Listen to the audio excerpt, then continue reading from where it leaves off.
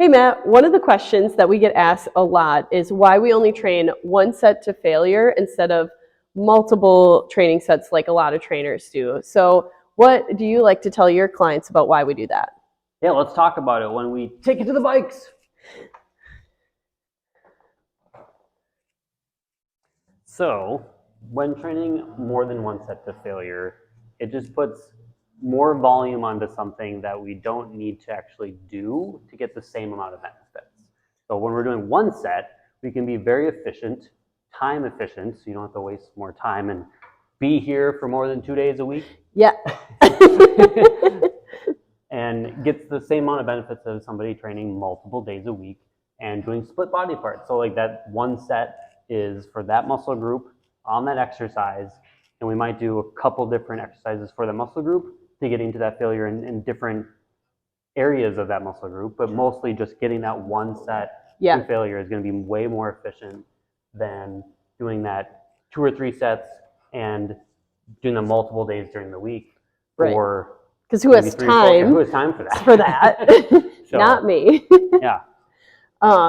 Yeah. No, I also like to talk to clients a lot about you can get the same strength results or similar. We have a preference for the training to failure because I do think that if you're not training to failure or at least getting really close, you're not actually meeting and maximizing your body's potential for muscle growth, because going to failure triggers your body's natural adaptation system to say, hey, we could not do another rep. Now in the recovery, we need to build back, but not only build back to where you were, but build back stronger so that we can do that next time. And I think it's hard to judge when, like, how much you have left in the tank based on a trainer who trains people to failure. We can mentally and verbally coach people through sometimes no forced reps and sometimes a lot more reps that they do on their own. And so I think it's hard when you're training, especially if you're training by yourself, to coach to leave a little bit in the tank or, gauge your intensity or level of effort when you're doing multiple sets. And I think it's a lot easier to overtrain when you're doing multiple sets and multiple days a week. For sure. So then you're, doing too much and actually taking away from your potential results. Yeah. And let's be honest here that one set to failure is going to feel very uncomfortable. And if you did that on your own, the level of uncomfortableness or the level of stimulus put on the muscle isn't going to be as high because you're going to be like, nope, I'm done here because I feel so uncomfortable. Whereas a trainer can be right there telling you, all right, we're going to do 2 more reps. You're going to go down in 10 seconds each. I'm going to count you down. I really want you to focus on this key coaching point. And then you're going to get way more out of that exercise. Right. And so the benefit is like, one, going to failure and having someone coach you through it. But also there was a study done too when they compared the benefits of multiple set versus one set training. And even though sometimes the strength results can be very similar, the added physiological benefits like how the strength training impacts your blood pressure and your cholesterol and other health measures, your bone density, because you're putting more stress actually and a higher demand on the muscle, which then puts higher demand on the bone, can actually be a little bit better. So really kind of seeing where you want to see those benefits, that's where one set could have a little leg up. Yeah, nice pun there.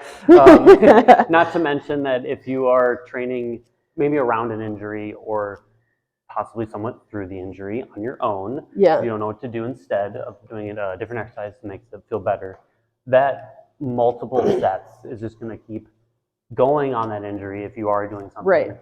Now, you might back off on the weight, but you're still moving that through that motion, feeling the pain just less intensified when the weight's lighter. But like, what do you do when you don't know what you need to do on your own? So like, it's just like another layer on top of that. You don't need to add that extra stress, extra set. So and going back to using my psychology minor here, the fortitude. Always good when you use that college degree. Is that a little nugget there? No, going to that failure in the set is going to be way more mentally fortifying for you on other parts of your life as well. Right. I had a fish hook in my bicep before, and I was like almost passing out because of that. But it felt really similar to like getting to failure on the leg press, because I was just like, so my adrenaline's up.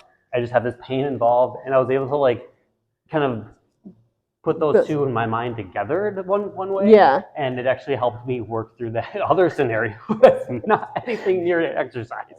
So.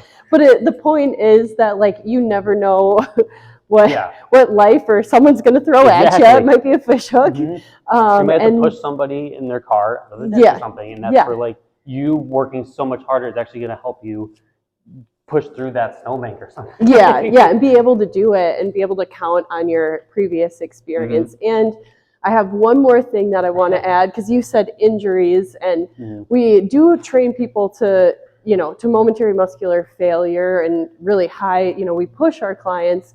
But if someone has an injury, we obviously modify that intensity and bring it back. But over time, I like to increase that intensity back up as tolerated, because you made a good point. If you have general knee pain, I'm not afraid to do the leg extension, because that general knee pain is probably caused by moderate, arthritis or something going on with your meniscus or any of the other things in the middle of your knee joint. And you know what stabilizes your knee joint better than anything else? Strengthening your quad. You know what strengthens your quad better than anything else? Doing a leg extension. So I'd rather do one set of 12 reps on the leg extension that are challenging, because that's going to do a heck of a lot more, benefit to you and a lot less wear and tear than doing 3 sets of 10, and probably a lot less wear and tear than the people that are walking around and kneeling on their knees. Like if you're doing all these other daily life activities, you can push through 12 reps on a leg extension. It might not be like mentally comfortable for you to do that, but it's something that like is better than not doing anything, and then also doing it fully. So modifying something is totally fine. Might feel a little bit defeated because you're like, I was able to do this yesterday and now I can't today. And that's where like having a trainer there to do all these things and talk you through it. And like talk you through it, really. Getting you out of your own head in a way to like actually be able to progress further and quicker. So that's the huge benefit in that area. So we could obviously talk all day about the benefits of, training one set and high intensity, low volume. But if you want to learn more, you can continue watching our videos and we'll keep educating you. Stay tuned for our next video. See you soon.